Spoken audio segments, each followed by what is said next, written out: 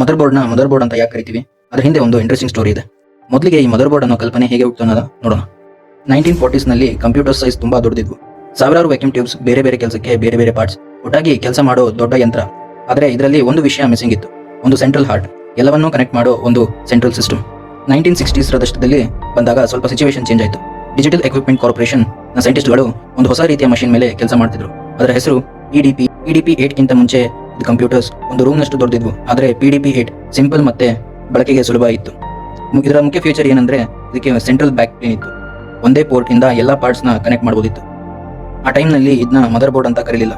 ಆದರೆ ಈ ಯಂತ್ರಕ್ಕೆ ಫಸ್ಟ್ ಟೈಮ್ ಒಂದೇ ಒಂದು ಸೆಂಟ್ರಲ್ ಸಿಸ್ಟಮ್ ಇತ್ತು.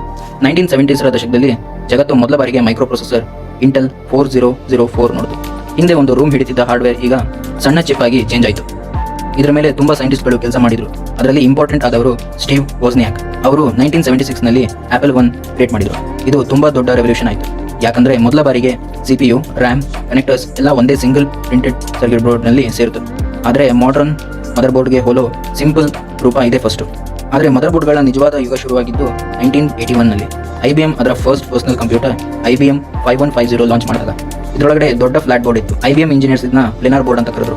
ಪ್ರೊಸೆಸರ್, ಮೆಮೊರಿ, ಕೀಬೋರ್ಡ್, ಎಕ್ಸ್ಪೆನ್ಷನ್ಸ್ ಕಾರ್ಡ್ ಎಲ್ಲ ಒಂದೇ ಒಂದು ಸ್ಟ್ಯಾಂಡರ್ಡೈಸ್ ಸ್ಟ್ರಕ್ಚರ್ ನಲ್ಲಿ ಕನೆಕ್ಟ್ ಮಾಡೋ ಸಿಸ್ಟಮ್ ಬಂತು. ಇದರಿಂದ ಮದರ್ ಬೋರ್ಡ್ ಅನ್ನೋ ಕಾನ್ಸೆಪ್ಟ್ ಮೇನ್ ಸ್ಟ್ರೀಮ್ ಆಯಿತು. ಮದರ್ ಬೋರ್ಡ್ ಅನ್ನೋದು ಇಲ್ಲಿ ಒಂದು ಹೊಂದಾಣಿಕೆ ಪದ. ಇದೇ ಸೆಂಟ್ರಲ್, ಇಂಪಾರ್ಟೆಂಟ್ ಮತ್ತೆ ಎಲ್ಲ ಪಾರ್ಟ್ಸ್ ಇಲ್ಲಿಂದನೇ ಕನೆಕ್ಟ್ ಆಗೋ ಜಾಗ.